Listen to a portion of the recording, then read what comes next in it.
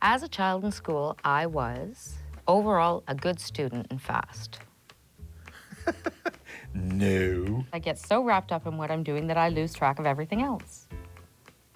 You want to circle that one for me? I I saw you laughing. I saw that. Okay, well, it's just true. I generally don't like people who have different ideas from me. True. No sense lying. You're right here. You'll squeal on me. I usually do things my own way rather than giving in to the wishes of other people. Circle true. Go ahead. True. Are you happy? I am. It's on TV now. It's fun for you, isn't it? I didn't know it would be this much fun. Okay. Attention Deficit Disorder. It can be devastating. Adult Attention Deficit Disorder. Without a proper diagnosis, ADD can ruin your life. We know for sure this is a disorder that will hurt you if you don't look after it. Okay, having said that, the tremendous good news is if you get the diagnosis and you get proper treatment, not only can you avoid all those disasters, you can achieve spectacular success. We also know for sure that this disorder, when looked after, can make someone very functional. I mean, you can be at the absolute pinnacle, not only in terms of success, but happiness, fulfillment, a rich and wonderful life. This is a documentary that dares to suggest that ADD is not necessarily a total disaster. Many of the children that I see not only grow into successful adults, they grow into people that I admire tremendously, that are kind, that raise families, and contribute something very significant to society. I mean, recognized, acknowledged, and accepted, ADD can become an ally. It's the key to it all is education, what you're doing right now. I know. The majority of people who are ADD are not loving it, especially if it's running their life. Moderate or severe ADHD that goes untreated leaves you really at a loss in life. This is why, as clinicians, we think it's really important to detect ADHD early and treat ADHD early. There's millions of parents and children who are suffering. As a former child and current adult and parent of ADD, trust me, I know. A lot of it was scolding of don't do that, settle down, stop bouncing, stop banging your head, stop rolling your head, settle down, sit on your hands, stop talking, behave, don't be a fool, and don't act foolish all the time. Why can't you read faster? Those are the formative years. But I'm discovering that everything I thought I knew about ADD is wrong. So whether you've heard that ADD submits you to a life of crime and suffering and possible cannibalism, maybe you've heard the complete opposite, that it's all bull roar made up by the drug companies. Whatever you heard, be prepared to be surprised, if you can pay attention long enough. There are many myths about ADD, and I think maybe that's the scariest, is that there are so many. The amount of misinformation is incredible. The experts aren't sure of a lot of things, and some widely accepted theories have been shot down. We no longer believe that ADHD is an expression of unresolved conflicts, but a frank expression of some hardwiring differences. What we no longer believe is that people outgrow it. It continues on into adulthood. What I learned to do in graduate school to treat ADHD, I would now consider malpractice, which I know is a very strong statement, but it's one that I do make, and I make confidently. Over the next hour, I'm going to shoot holes in what you know about attention deficit disorder, and I'm going to take aim at adult ADD. Oh, I'm Patrick McKenna, your host. And this is ADD and Loving It. I didn't say the title. Okay. It's a bullcrap cop-out.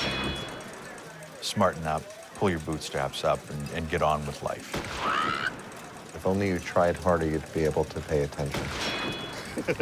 What makes me really sad is when I read in the newspaper, when I open the TV, and I hear someone saying that ADHD is not a real disorder. We have so much data, so much research behind it to know that ADHD is a neurological disorder. And furthermore, it is a treatable disorder. When Patrick agreed to do this, I felt as if we were about to reveal the Little Man and the Wizard of Oz and pull the curtain back. So to come out together and speak about something that is so intimate And something that we've spent all these years trying to hide, so nobody knew there was anything wrong. This is a very brave thing to stand up and say, I have this, and these are the demons that I fight with, and this is sometimes how difficult it is for me to get through a day. Now, have I had to learn strategies to deal with the downside? Sure. But those are learnable. Whereas the upside is not buyable or teachable or procurable in any way. Dr. Lynn Weiss, a groundbreaking pioneer, has worked with ADD patients for over 30 years, has created a list of 29 positive attributes that she's seen again and again. Attributes like sensitive, fun, inventive. You got a problem? We'll tell you about it. We're energetic and we're down to earth. You're looking for an ADD person. Look on earth. We don't harbor resentment. You can offend us and we'll forget. Stand-up comic. She actually said stand-up. Do you do stand-up? Oh, right. Okay, yeah. We'll cut this part out. You know what we should do? We got so many questions, and so much. Why don't we put it in Post-its, and then we can be organized? I love Post-its. I got Post-its everywhere. Post-its. You know, Post-its. You ever put a Post-it on your forehead when you're driving? Yeah, People are trying to read it when you're driving all the time. Here you go. I'm sorry. Okay. All right. Can we get bigger Post-its? Because this is sort of a post, but I need a Post-it. Yeah, I could get one letter here. We need bigger. Yeah. Big-heartedness, generosity, all of those kind of qualities, charisma that are so commonly associated with children and adults with ADD, those can't be bought or taught. Last question. Okay. All right. Huh? Now we're organized. All right, let's get to the questions, starting with, we could start with this one. Exactly what is ADD? Attention Deficit Disorder. What's the difference between ADD and ADHD? H? ADHD stands for Attention Deficit and Hyperactivity Disorder. 3 core symptoms: attention, impulse control, and motor hyperactivity. What is the ratio of boys to girls with ADD? If you look at the hyperactive, then it's mostly boys versus girls. But if you look at the inattentive symptoms, then it's almost the same ratio, boys to girls. What other names did it go by? Early on, it was called minimal brain dysfunction. There was a category of FLK. Are you familiar with that? No. Funny-looking kids. Who discovered it and when? Symptoms of ADHD have been around for over a century. Fidgety Phil was first described back in the 1800s. Don't kids grow out of ADD? The adult will be able to better control it. So when you look at it as an outsider, you say, it's not there anymore. But it is still there. But the way it is presenting itself is different. Why did it take so long to recognize it? When you get to be about 13 or 14 years old, you get self-conscious. You start looking at yourself, and you do something to try to cover up or hide the fact that you're different. Why is there so much confusion? This is a disorder that's been going around for hundreds of years. We've just not been able to peg it easily because the names keep changing or we don't describe it very well. And we're probably in our toddlerhood with our understanding of this. I think we're maybe past our infancy, but we're not mature with our understanding of this. Is there any resistance to the idea of adult ADD? The people closest to you have watched this behavior over many years, and they made up stories about what it is. They made up stories about, you're ornery, or you're just not trying hard enough. Does it run in families? Yes. Myself, I think I grew up with it, and I know that one of my sons is diagnosed with attention deficit. Is it genetic? Yes. How much of it is genetic? A greater percentage than even diabetes. Do we know what gene or genes are involved? The first gene that was described was called DR-D4.7. Well, since that time, back in the late 1990s, lots of genes have been described, typically of the dopamine type. What do you think of the percentage of people that might have ADD? 7 out of 10. Are you serious? I would guess maybe 35%.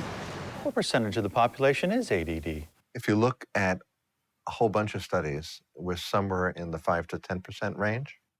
10% is probably an overestimate. 1 in 25 adults having ADHD. How prevalent is it? It's everywhere. This is a worldwide phenomenon. Do ADDers have a lot of learning disorders? Yes. Problems with spelling? Oh, yes, very much. Do they suffer more from diarrhea? I was or had trouble reversing letters. Yes. Okay. Yes, that's very much. Is it real? It's take it to the bank real. Does it affect self-esteem? Yes. Does my Aunt Marjorie have it? No. Can you get it from toilet seats? Is it caused by food additives? Nope. No. Are ADD people crazy, lazy, doomed? No. People with ADD are working their hearts out just to get through the day. It's not a virus, and it's not contagious. Is it caused by allergies? No. Is it a sign of weak morals? It's not a sign of weak morals. Is ADD a sign of bad parenting? No. We've got to stop telling parents they've done something bad. Is it recognized by the Canadian Medical Association? Yes. What about the American Medical Association? Oh, yes. And the American Psychological Association, and the National Association of School Psychologists, and the American Academy of Pediatrics. Is there one clear, definitive symptom? No.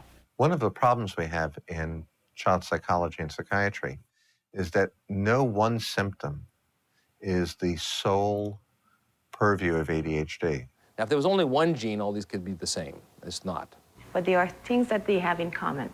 One of the greatest things I ever heard was, you've seen one kid with ADHD, you've seen one kid with ADHD, as opposed to you've seen them all. Can it be cured? You're built this way. Your genes drive this. Why the explosion in number of cases?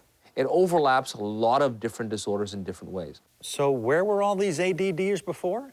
We probably are misdiagnosing it as things like anxiety disorders, depression, personality disorders, people who have difficulties with bipolar, or even high-functioning Asperger's syndromes, for example. Why is the diagnosis so important? So you'll know you have it.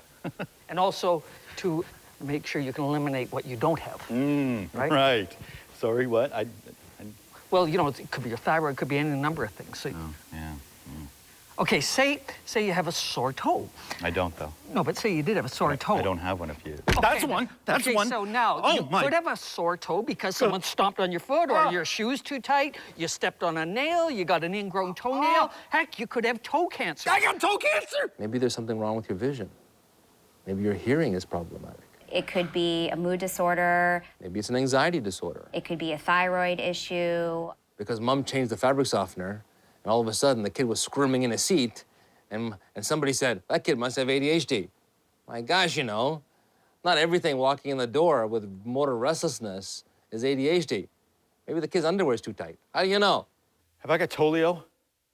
So it's really important when you get assessed for ADHD that you see a clinician that knows what is ADHD and what it is not. So you can't even manage or play to the strengths of your ADD if you don't know that you are ADD.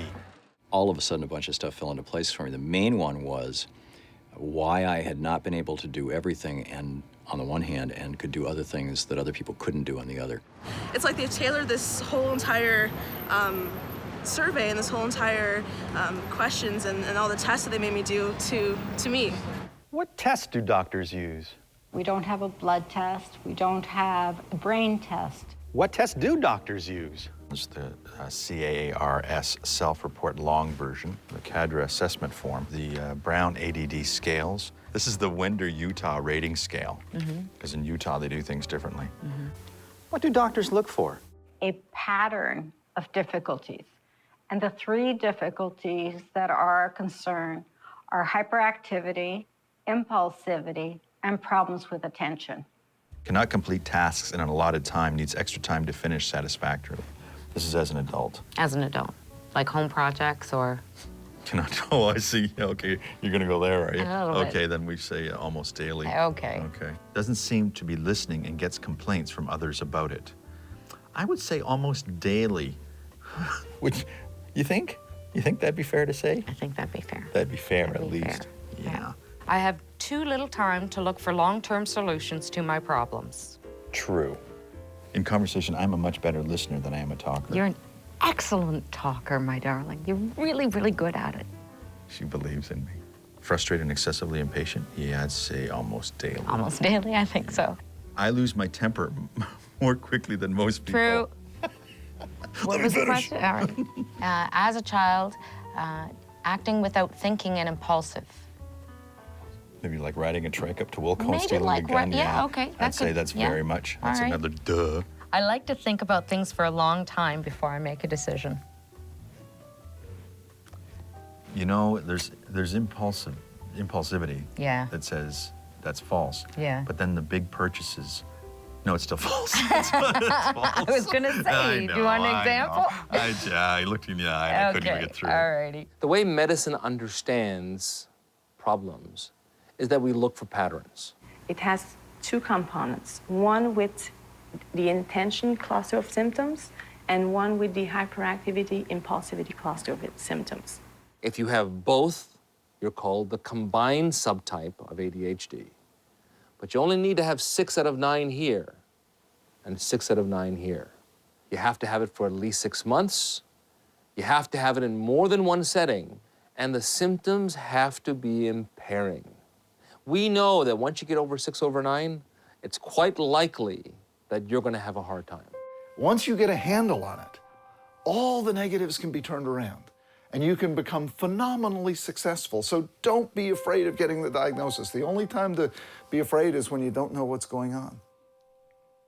What are some common traits of adults with ADD? The most common reason an adult comes to see me is that they're underachieving. Flashes of brilliance, but then periods of completely blowing it. And they don't understand it. For the life of them, they keep trying and trying and trying, but they get these inconsistent results. So unexplained underachievement, not only in work, but in relationships. Well, I'll say, remember the time we were with Steve and Jenny and we met their puppy and no, I wasn't there. I just wasn't there. And then you pull out a photograph of Patrick, Steve, and Jenny and the puppy on the night of, and it's like, it's almost like magic to them. Organizational skill problems, time management difficulties, missed appointments, less and less, frequently late, unfinished projects. Ooh, basements full. Yeah. Yes, take a look at your desk, take a look at your basement. If I had a garage, I could fill that with more too. When you deal with adults, usually they don't lose things anymore. They lose time looking for their things. Money management problems. If I had money, well, I did at some point, I'm sure. So yeah. 50% of it is gone anyway. Yeah, exactly. Thank goodness. I think there's people that we hire that take better care of our money. Yeah. I think a bank robber would take better care of my money than I have. Frustrated and excessively impatient? Yeah, I'd say almost daily. Almost daily, I think so. I have the idea, I do it. I don't have the time to reflect on it. When I'm driving, for instance, if there's a line, I'll go 25 minutes out of my way just to keep moving. I'm not getting in a lineup for anything. Or if he's stuck in traffic, and this is no word of a lie, he gets so impatient and so distracted. He was stuck in traffic coming home from Toronto one time. The only place he could get off was this cutoff where there was a car dealership, and he bought a car. Yeah. Inability to linger over things. The adult who's expending more energy than others to do the same amount of work. Geez, in some areas that's true, but in other things I'm faster than a lot of people. But it certainly would be a flag, though, if someone says, I'm going to go out and mow the lawn, but first I just have to go to Canadian Tire and pick up some gas, and then I got to stop here and do that, I think. Yeah. Oh, it's like Leonardo da Vinci, what, 5 years to paint the Sistine Chapel? Yeah. Could have been done on a weekend. Sure, just with a roller. They must have had rollers. Yeah. They had wheels. He's always fidgeting, he's always squirming. We've moved 15 times in our marriage. They tend to be overactive, even in their sleep, by the way. We moved 3 apartments in the same building. Just got tired of the apartment. There's one up on the 8th floor, let's grab that. Hyperactive talking. Being over-talkative, interrupt frequently or inappropriate. Well, one second. What do you mean by interrupt? Well, I Like mean, just when you it's interrupt, when people interject or interrupt? No, if I'm talking, sometimes you'll talk over That's a someone because flag. you don't want them to get in. Okay, that's a flag. You kind of have a pressure to talk. A lifelong history of difficulty with attention. Sorry? Yeah. And when you grow up with ADHD, you kind of find ways to look like you are attentive, but you may not. Inattentive and daydreamy. Anger control problems? No. I had an appointment at 9 o'clock in the morning because I had to be somewhere at 9:30, and I was going to buy a car in half an hour. I get there at 9 o'clock, and the salesman wasn't there because he was at a meeting, and I was waiting in the office. And about 10 after 9, I was losing patience, and I started freaking out. And suddenly this guy comes in, and I just tore a strip off him about being late and this, that, and the other thing, to the point where they had to call the police because I was just an irate customer. And you know, when it built, where I just couldn't contain, because of the anxiety that I was going to be late for work. I added all this on to that moment, and I blamed this guy for it, who was 15 minutes late, and I knew he was going to be late because they told me he was in a meeting. It's hard to remember what you're like at 12 or 15, but my brother, you know, I was saying to my brother, I was you know, I was pretty calm in childhood. And he said, are you kidding me? All you ever talked about was there was going to be a nuclear war.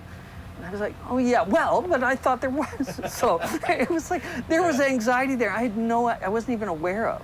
Usually I'm more worried than most people that something might go wrong in the future. True. Don't circle it before I finish. Sexual avoidance or addiction?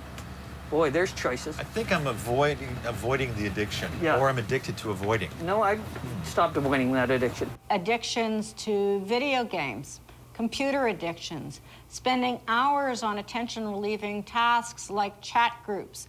It also includes overwork, being so busy that you never have to stop and do a task that is quieting or soothing. All those who are workaholics, raise their hand. Yeah. Rates of pathological gambling in untreated adults with ADHD are higher. Overeating?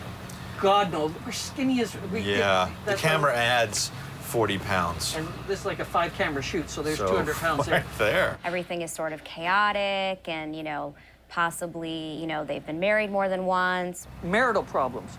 Well, I'm on my second marriage, so that counts. I'm on my first. It's 25 years, so I give grace to her, not me. And you had a couple of good years in there, didn't you? Oh, boy, the third one was a smoker. Yeah. When I was in my teens and early 20s, I built 2 very successful businesses and then managed to kill them. Problems with driving. Okay, I've had 5 car accidents in my life, and none of them have been going faster than 5 miles an hour. It's sort of like having a Ferrari engine for a brain. But there is one problem. You have Model T brakes. I forgot to mention that time I took off to the mall by myself when I was 3. Yes, over a mile. Oh, easily over on a your mile. tricycle, Yeah. crossed a 4-lane street, went into, Woolco. stole a gun, Stole a gun. and got back on your tricycle, and rode home. Rode home. And who was waiting for you? The police. Yes, that's right. But I finished the task. You did. How can adults find out if they are ADD? I think when somebody walks into the office, they don't know what to expect. And the single biggest complaint for many of the patients that I see is that someone has had them fill out a checklist. The checklist showed that they had these symptoms or those symptoms, and therefore they received a diagnosis of ADHD. A good assessment for ADHD includes finding out why the patient's there, the history of how they came to be there, the family psychiatric history, the medical history, most important, the developmental history, because ADHD, when it's present, puts a stamp on each stage of development. So you may see colic in infancy. You may see a preschooler who was expelled from preschool, or you may see a child who couldn't do homework in grade 3 or was kicked off the football team for misbehavior. You must include a sense of a narrative over time that makes sense to you. The bottom line really is the person that goes through this process with you is your doctor.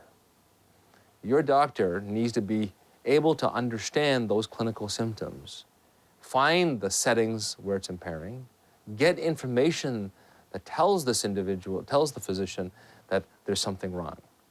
I might be looking at your parents to get information from. I may be looking at the school. I may be looking at circumstances in your life, so you tell me what's going on with you. But the most important thing really is that it takes time to gather all this information. And it's not easy. People have to be trained, and it's better if, in fact, the families are part of the partnership. Did anybody ever make a comment about how you handled the birth of your siblings? The questions he asked were so pointed that it brought out specifics in my past. So it was enlightening to me to see the patterns being presented to me. So the process of assessment pulls all that information together. Mm-hmm. And typically, I need to talk to somebody from your past. Now, the ideal person is your mom. Now, all moms by now whitewash everything from childhood. It's kind of like, you know, he was a good boy. What's the problem? Everything was fine. But just like I went through with you, part of the intent really is to get those stories from childhood. If those stories match your stories, well, that's significant. And there may be other stories back there that might be even more relevant. If I didn't have your mom or was not accessible, then I'd be asking from your spouse, who usually talks to moms. or anyone else that I necessarily could get a story of your child, maybe your elder brother, for example. That might be a story. So, getting information from somebody else, learning more about you, and those questionnaires become the 3 parts to this diagnosis. I view people who are non-ADD as, I envy them to a degree. I envy the fact that there's a calm in their life that I don't know. Now you may be thinking, I lose my keys, I must be ADD. Hey, wait, not necessarily. You know, as we traveled around North America interviewing all these experts, every one of our crew members ultimately thought, hey, I think I'm ADD. A lot of people who don't have ADHD look like they have ADHD because they want to do so much in so many shorter period of time. It's no wonder the skeptics dismiss it, huh? I mean, that's why self-diagnosis is so dangerous. Because being ADD is not about being occasionally overwhelmed or occasionally confused. This is ongoing. It shouldn't be attention deficit. It's an attention modulation deficit. So someone who has ADHD can focus, but not always at the right time or for enough time or on the right task. And as authors Kate Kelly and Peggy Raimondo point out, there's 4 aspects to focusing. And the first being, what the heck to focus on? I go to answer an email, and then I realize, well, I better just enter these receipts before I forget. So I'll enter the receipts and do that. And then it's like, you know what? I just need this anti-stress here for a minute. I'm just gonna play a quick game of solitaire, and I'll do that. And then, okay, 1 round of that. And then it's like, oh my goodness, the guitar's sitting there. I just wanna play a song before this thing happens because I wanna remember those chords. I got a show in a month. I might wanna remember that. Put that aside for a while. Then it's like, oh, photos are sliding off my day. And then I'll come out to Janice and I'll go, I didn't even answer the email. The second aspect of focusing is focus itself, staying on task. Okay, so this is the screening replacement kit, right? Replace the screen. So we have to replace our screens all the time because the dog keeps running through them. You get a spline, which is I included. put one of those little doors on, but the dog doesn't seem to Spline recognize the door. insulation It goes right tool through the screen. And then there's the Habits. Habits are often utility knife. I have a utility knife. Okay, yeah. so it's more of a blade than a knife. I don't know why they call it a knife. There's nothing sharp about it other than the blade. It should be a utility blade, really. So you lay this on the flat surface. Then you're going to use a screwdriver to pry up the spline. See, you discard the old screen and the spline. We don't even know. Which is included in the kit. See, a lot of people think this is what ADD is. Actually, it's just a part of it staying on utility task. Knife. And the third element of focusing is monitoring focusing. So you're not focusing on any one object too long, or what they call hyper-focusing, because that's detrimental when you... I took my licensing exam for psychology. I think we had 4.5 hours to take it. I took 1 break. My friend took it. She took 4 or 5 breaks. So if you watch a television set, which is very stimulating, and my brain gets all the stimulation it needs, my filter does this, and I can focus. If I really care about something, I can focus on it in ways that nobody I know can. And it's just not under their voluntary control. Pat, everybody's waiting. They're starting to close the store. Pat, this is the 4th aspect that people with ADD have trouble with, and that's the aspect of shifting focus. For ADD people, it can be really painful to go from one thing to and not being able to another. Not always, very easily. You don't want to get off whatever it is you're doing. You feel that, God, it's so much effort to get here. Please don't make me do that again. What's it like being ADD? There's a feeling when you have unmedicated ADD that I don't feel good. I don't feel enough. There's something out there. When you're raising children, when you're thinking of, I'll do that tomorrow, next week, I'll make sure that I spend more time with him and do things like that. But you pass over that moment because you're thinking beyond that moment of work now and getting what next. And so you miss a lot of opportunities in life. You're stuck on channel surfing mode, and you don't have the remote control. Someone else was zapping the channels. The person who mentored me in coaching said, she says, just once I'd like to drive my brain instead of the other way around. The cartoon, the Roadrunner, you know, he's just zipping along all the time, and then he stops, but not for very long, and then he's zipping, zipping, zipping. So I feel like that's the ADD brain. So it's always on to the next thing. You can't distinguish, you know, foreground and background in terms of sound. So a crowded restaurant could be, it'd drive you crazy. It's like fingernails on a blackboard. Why do ADDers like chaos? It wakes up your brain. If I just juice things up here and create a little drama, I feel wide awake. In a world that's 9/11, and it's all collapsing around you, you are the calmest person around. But in a world of calmness, you're in crisis. I wouldn't even get you to balance my checkbook, for God's sake. Is it true ADDers tend to be risk takers? Okay, somebody start. Anybody. It goes along with some of the impulsive symptoms and the difficulty delaying an impulse. And some of that relates to the areas of the brain that are specifically affected by those two neurochemicals, norepinephrine and dopamine. You're essentially self-medicating with adrenaline in a panic. And adrenaline is very similar, by the way, to stimulant medication. I think that's the thrill that I get of being on stage and being in front of a camera and doing the plays and theater and stuff, is that all senses are alive. Self-medicate often with drugs or alcohol, or with activities like gambling and sex and shopping and spending. ADHD individuals haven't got a clue where the end of the cliff is. If they don't know where the edge of that cliff is, they fall off regularly, and that's called impairment. But where you stand at the edge, you see things that nobody else sees, then people call you successful. All of a sudden, what you see makes a difference.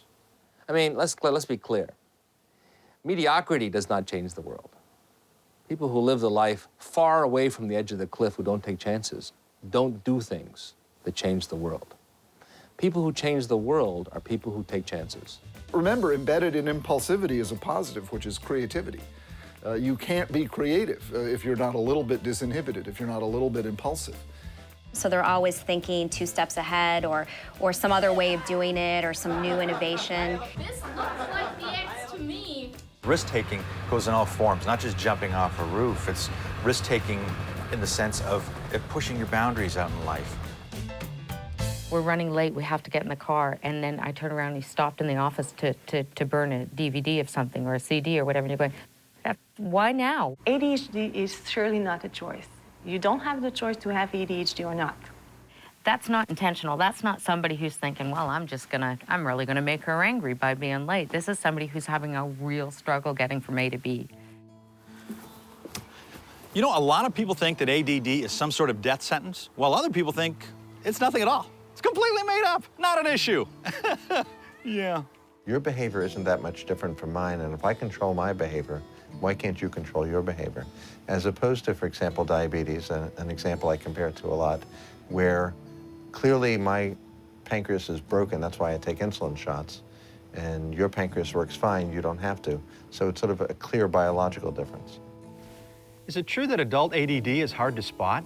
There is also a group of adults who have never been diagnosed, who suddenly have that aha experience. I remember sitting around a table and they were discussing the problems that he was having because he was all over the place. He was getting frustrated and he had all kinds of little problems with his academics and things like that, just keeping his mind on things. And somebody popped up and said, has anybody tested him for attention deficit? And I went, what's that? You know, and then they described it to me and I went, isn't that normal? They wondered why they had to read for 4 hours to get a half an hour of reading comprehension, or why they couldn't rest, or their difficulties with relationships. When my doctor asked me the question, when did you last feel well? And you say, I've never felt well, that I've never really felt happy, that I've compared myself to other people and I've never really felt the same. I always felt bad about myself, like, you know, I wasn't doing enough, or it wasn't good enough, or why couldn't I do it better, or like the other kids did. Everyone's better than me. Oh, definitely, definitely, yeah. How do you feel? But yet, I'm an attorney, I'm a doctor, I'm a teacher. Well, I'm a reasonably successful adult. I must be able to return a phone call on my own. I don't need that reminder all the time. But now it's 10 after 3 and I missed the phone call. How could I have got this far, having this particular difficulty? Well, the fact that I'm on my 3rd wife, the fact that I drink to excess, that I'm bankrupt, the fact that I live in misery and pain all the time. I was the guy who was failing at everything, getting low marks, and you know, you couldn't play on sports because I didn't have any foundation how to play sports or what that was. Well, sure, lots of people live like me, don't they? No, they don't. This is different. You're different. Come see the kids I work with who know the right thing to do and just struggle to do it. And come see the kids I work with who fail at being kids. See the kids who couldn't keep their hands to themselves and who, when they go to the grocery store, the other kids say, that's the kid who got in trouble. It's no fun, and nobody would want this. Nobody in their right mind would want this if they didn't have to have it. In those individuals, integrating this new intervention and new understanding into their self-concept means rewriting their whole life history. And that's a very large task, and it's an ongoing task, which when you start in middle age is difficult. The single most consistent predictor of future of adult success among children is self-esteem. It's not intelligence. It's not any particular type of neurology. It is self-esteem. As a child, I was or had been suspended or expelled. I'd say quite a bit. Yeah. Do people with ADD have lower self-esteem? For sure, it increases the risk of having a low self-esteem. I lack confidence with people I do not know. You circled it already. I did.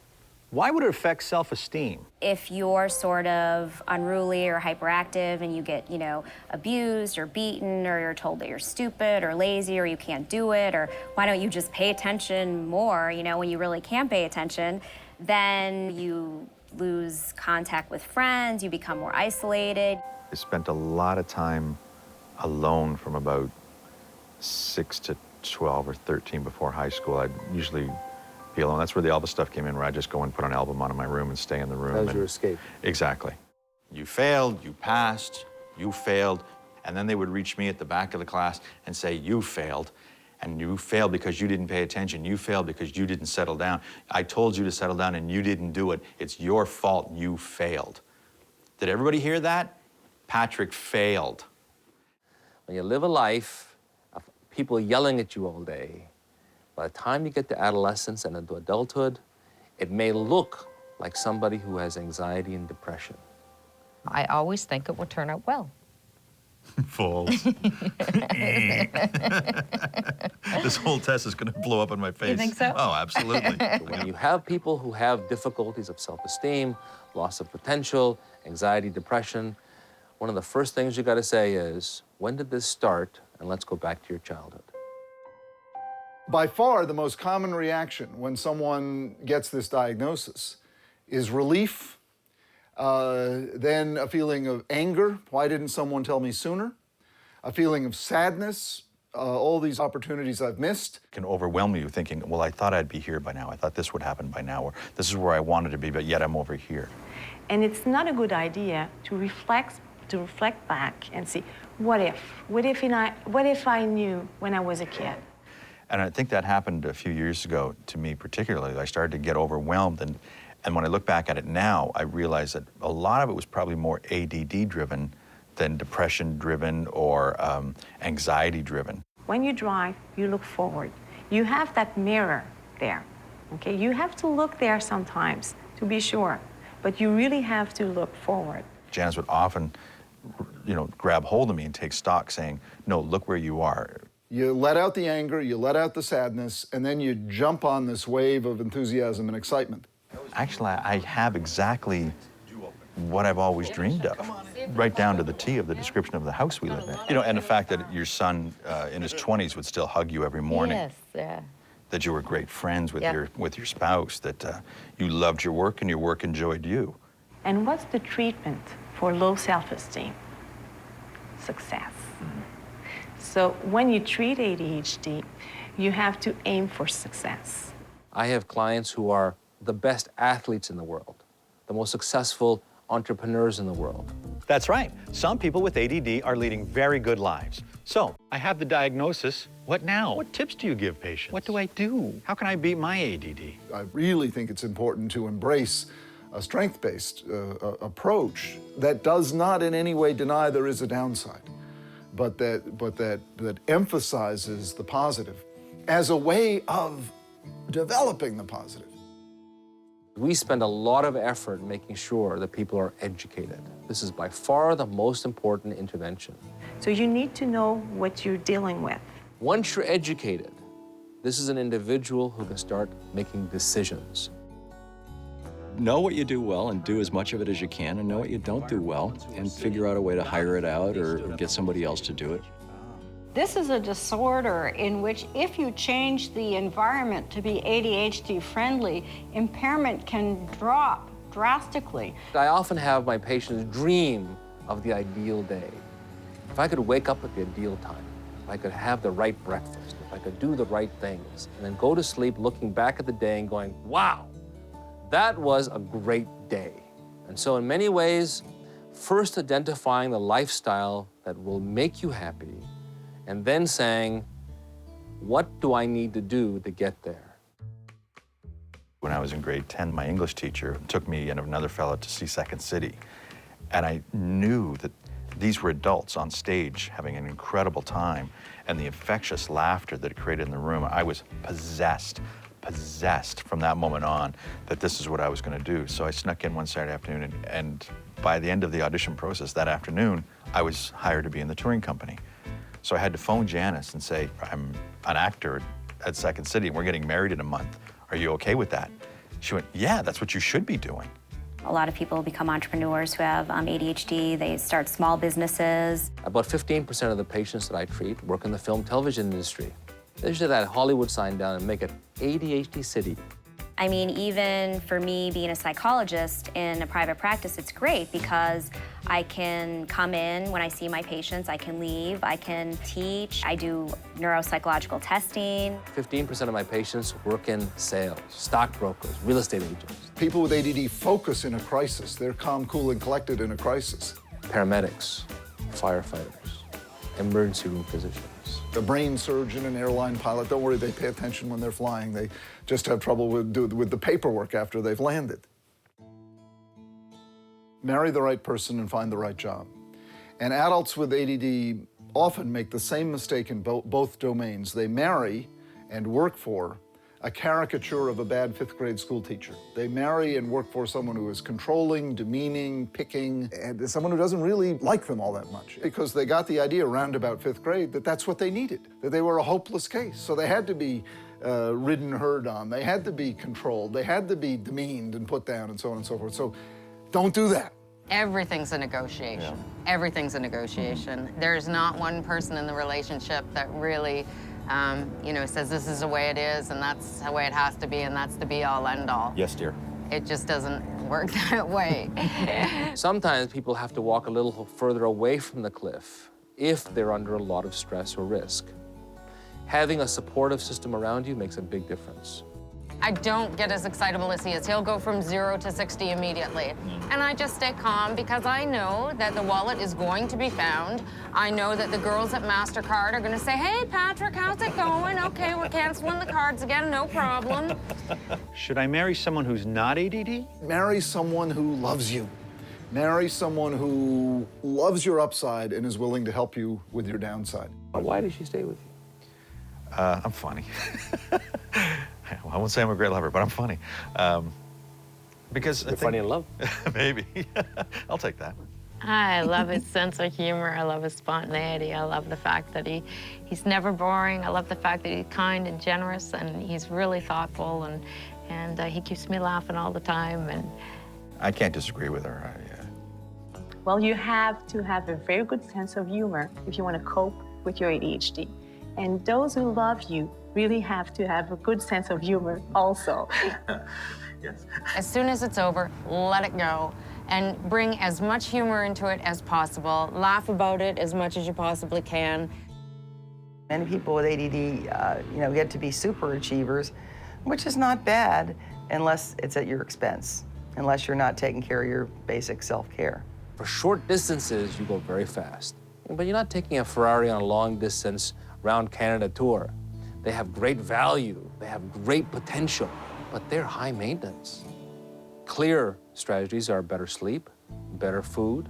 Does exercise help with the symptoms? Yes. How about cod liver oil? Exercise, omega-3s. Anything that makes blood go to your brain and nurtures your brain is going to make your brain work better. Any form of relaxation, the ability to be more aware of your body and its relationship to the environment, if you can do that, can be quite helpful. What if I can't sit still long enough to meditate? All you need to do is get out and walk, and your focus, instead of being a mantra or a breath or something like that, is the feeling of your feet on the floor. We get asked about hypnosis. Hypnosis has proven value for some other conditions, but not for ADHD. We get asked about biofeedback, but it's not there for ADHD treatment. I think when our son came along and he started recognizing he had to have a schedule for children, that this schedule actually fit me better than it did the child. Sure. Post-its, but a big caution with Post-its is you don't want to have too many reminders because pretty soon you have an entire wall full of Post-its and you stop seeing it. We know good habits, when they're there, makes the brain work like it's on autopilot. Would a cluttered house or office stimulate the brain? If you live in a world of clutter, your brain is cluttered. Simplicity is very important. And then there are what you might call paid partners. Okay, get your mind out of the gutter. I'm talking about life coaches. I think probably the most effective treatment for ADHD that I've seen, both in kids and adults, is coaching. I'm not terribly interested in making you normal. I'm not terribly interested in making you the middle. I'm interested in maximizing your potential and giving you knowledge. If you know where the edge of the cliff is, you've got to make a decision. How can I stay here and be functional? What strategies can I use? Experiment and find out the tricks that make a difference. If I hang my keys up every day over here, I don't lose them. If I have 2 sets of books, I could always get my homework done. If I have an organizer that rings an alarm every time I need to move to the next activity, I actually get there. What structures or practices work best? You have a planner and be religious about it, almost compulsive about checking that planner. The family calendar was one of the introductions by yourself. It said, here's a calendar. When you have something, write it in here.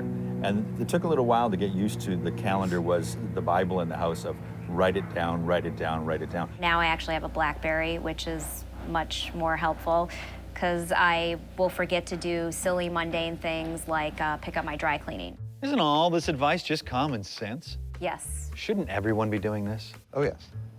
Get up off the couch. Don't look for the quick fix, the quick slogan, okay, I'll do that tomorrow. Read the book. Do the homework. The stakes are high. We're talking about your child's health and your health in the case of adults.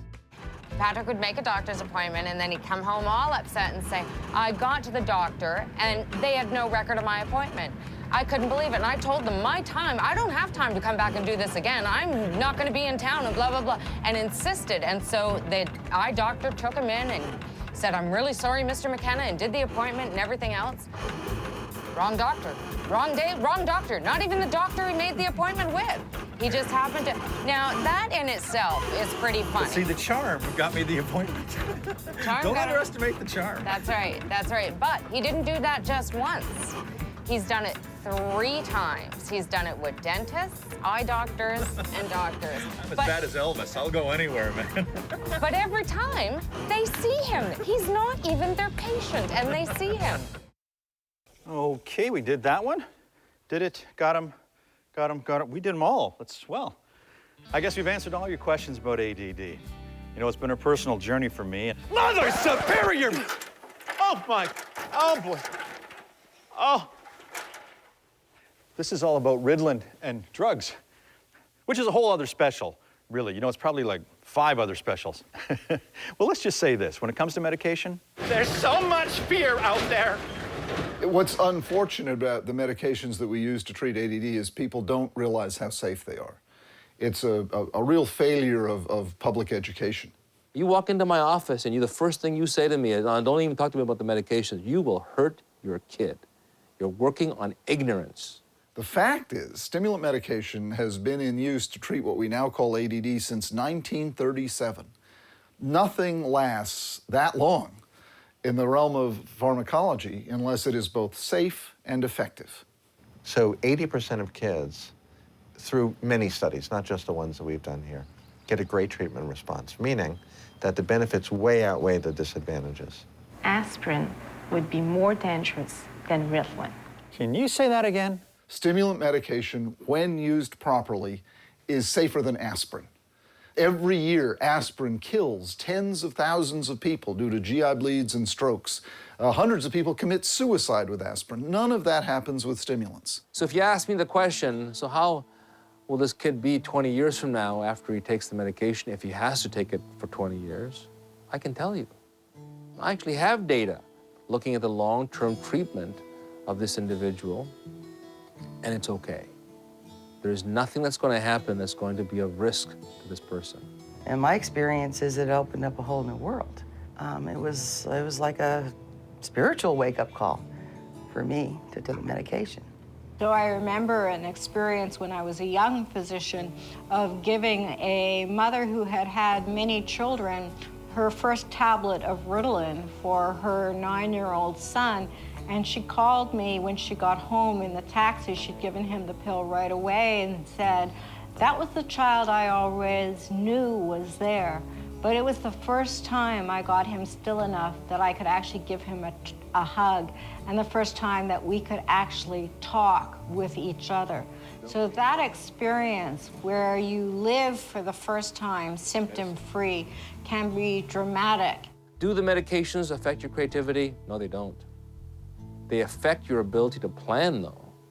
And it also can be enlightening because it helps the patient to distinguish who they are from the symptoms that they carry. 20% of kids don't get a great response, meaning either they get no response or the negatives outweigh the positives.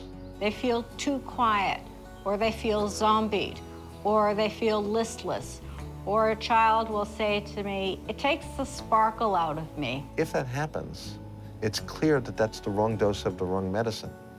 The side effects are immediately reversible by discontinuing the medication. They're not the cure. But by gosh, sometimes, you know, the medications, when they work, they make the kid's life successful and they stop the suffering. If you were having difficulty seeing the blackboard in school, you might be able to sit in the front row of the classroom and squint and not wear glasses. You probably wouldn't see the blackboard very well, and you'd probably come home with a headache at the end of the day, and it wouldn't be very effective. You might choose to wear glasses. For ADHD, getting treatment is like wearing those glasses. It will help relieve the symptoms and really improve functionality. Is it medication something you still use? Or? Yes, every day. Yeah, every day? Yes. And if you have children, eventually, would you mind them going on medication at all for them? No, definitely. I think it would help them out. Yeah. I feel like I was half dead before I went on the medication. And as I think I told you, I'm no longer on medication. But my brain is awake. I've used other methods to do that. You'll learn the skills you need with the medication's help. That when you don't take the medications, those skills will still be there. From the minute I meet a kid, I'm thinking about that ultimate goal, that you're going to be an independent, functioning adult someday. And whatever structures and supports I build in, I need to be prepared to ultimately remove them. Kind of like training wheels. You put training wheels on with the notion that eventually you're going to take them off.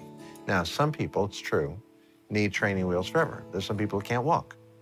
And that's okay. We just need to identify those.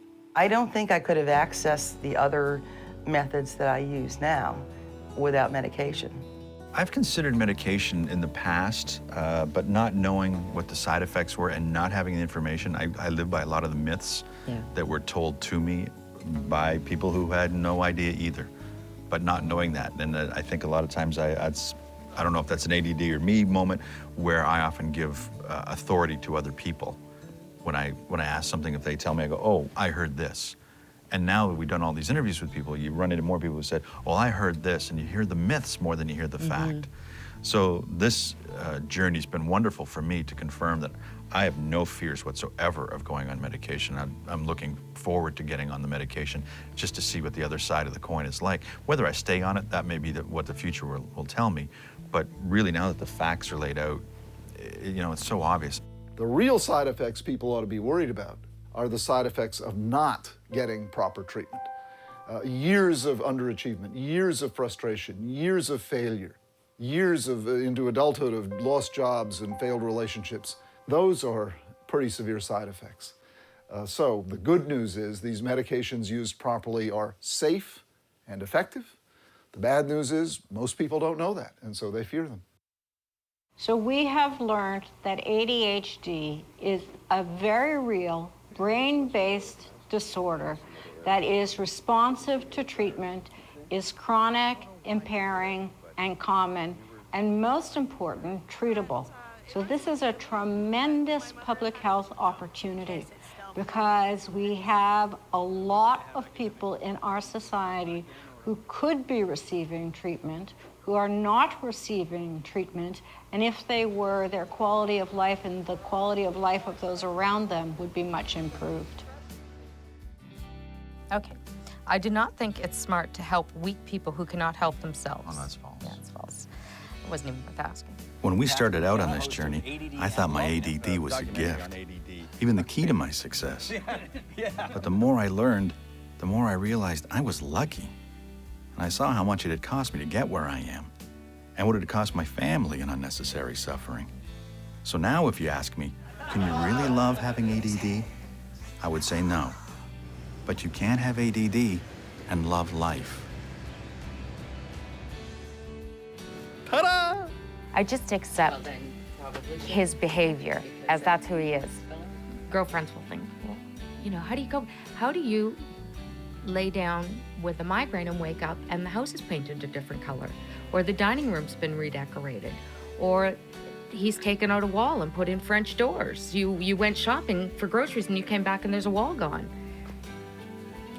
Those things in life, really, they're not that big of a deal. So what? The dining room's purple. So what? You know, we don't have the door there anymore. Those aren't the big things in life, you know? As long as we can get out of the house. Yeah.